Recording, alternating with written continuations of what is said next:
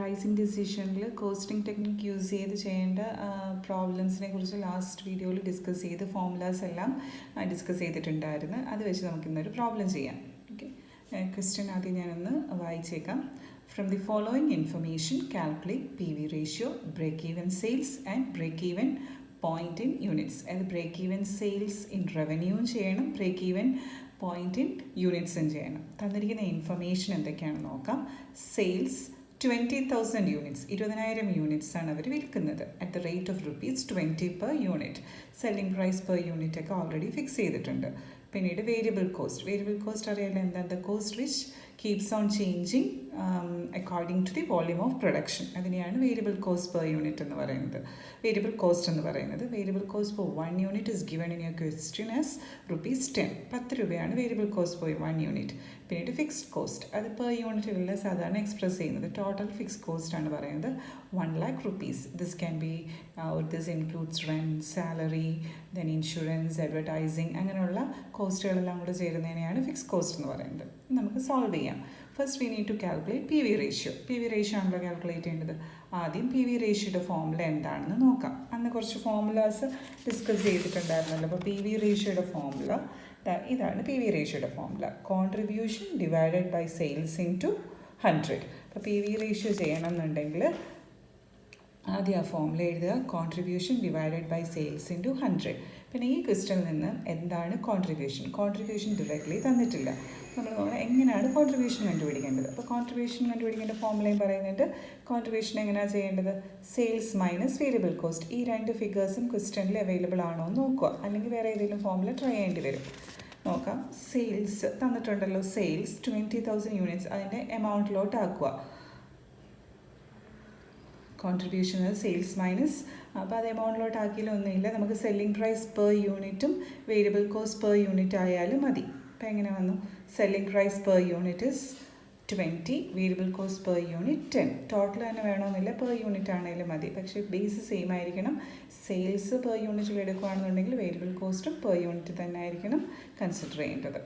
10 രൂപയെന്ന് കിട്ടി. So we can apply P V ratio. Contribution divide by sales into 100. Contribution per യൂണിറ്റിലാണ് express ചെയ്ത് 10. പിന്നീട് സെല്ലിംഗ് പ്രൈസും അതുകൊണ്ട് പെർ യൂണിറ്റിലതേ എഴുതാവുള്ളൂ. Per unit selling price is ₹20. 10 divided by 20 into 100 equals 50%. So the profit volume ratio is 50%.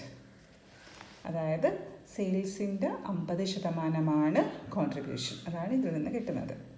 ഇനി എന്താ കണ്ടുപിടിക്കാൻ പറഞ്ഞിരിക്കുന്നത്? ബ്രേക്ക് ഈവൻ സെയിൽസ് ആണ് കണ്ടുപിടിക്കാൻ പറഞ്ഞിരിക്കുന്നത്.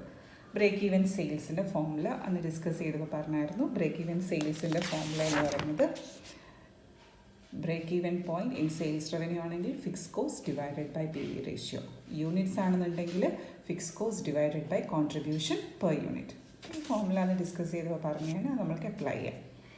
Break even sales in revenue ആണ് നോക്കാം. Formula is fix cost divide by P V ratio. Fix cost അറിയാമല്ലോ, ക്വസ്റ്റനിൽ തന്നിട്ടുണ്ട്. Fix cost is ₹1,00,000 divided by P V ratio. ഇപ്പോൾ ജസ്റ്റ് നമ്മളത് കാൽക്കുലേറ്റ് ചെയ്തതാ. P V ratio 50%.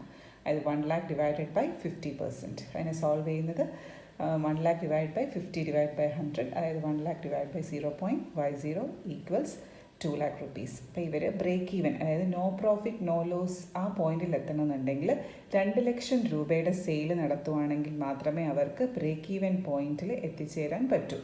അപ്പോൾ അവരെങ്ങനെ 2,00,000 രൂപയുടെ സെയിലെങ്കിലും എത്തിച്ചേരാൻ ശ്രമിക്കണം. അപ്പോൾ ഈ ഫിഗർ ഉണ്ടെങ്കിൽ അവർക്ക് അതിനു വേണ്ടി എയിം ചെയ്യാൻ പറ്റും. ബ്രേക്ക് ഈവൻ സെയിൽസ് കാൽക്കുലേറ്റ് ചെയ്ത് ഇനി ഇതേപോലെ തന്നെ ബ്രേക്ക് ഈവൻ യൂണിറ്റ്സ്. ഇത് റുപ്പീസ് അല്ലേ നമ്മൾ എക്സ്പ്രസ് ചെയ്യുന്നത്. അടുത്തത് എത്ര യൂണിറ്റ്സ് വിൽക്കണം. 2,00,000 രൂപയുടെ സെയിൽ നടത്തണമെന്ന് മനസ്സിലായി. അതേപോലെ എത്ര യൂണിറ്റ്സ് വിറ്റാലാണ് ഇവർ ബ്രേക്ക് ഈവനിൽ എത്തിച്ചേരുക എന്നുള്ളത്. അപ്പോൾ അതിൻ്റെ ഫോർമുല എന്ന് പറയുന്നത് fix cost divided by contribution per unit. Fix cost as per the question is ₹1,00,000. Then contribution per unit നമ്മൾ മുമ്പ് കാൽക്കുലേറ്റ് ചെയ്തതാണ്. Contribution per unit is ₹10. അപ്പോൾ 1,00,000 divided by 10 that equals 10,000 units. അപ്പോൾ എത്ര യൂണിറ്റ്സ് വിൽക്കണം? 10,000 യൂണിറ്റ്സ് വിൽക്കുകയാണെന്നുണ്ടെങ്കിൽ നമ്മൾ എവിടെ എത്തിച്ചേരും? ബ്രേക്ക് ഈവൻ പോയിന്റിൽ എത്തിച്ചേരും. നമ്മൾ 10,000 യൂണിറ്റ്സ് വിൽക്കാൻ വേണ്ടിയുള്ള ശ്രമങ്ങൾ ആരംഭിക്കേണ്ടതായിട്ടുണ്ട്. ഓക്കെ, പിന്നെ വേറൊരു പോയിന്റ് കൂടെ ഉണ്ട്. ഇപ്പോൾ ബ്രേക്ക് ഈവൻ യൂണിറ്റ്സ് ആദ്യം നിങ്ങൾ കണ്ടുപിടിച്ചെന്ന് വെച്ചോ ഈ ഫോർമുല വെച്ച്.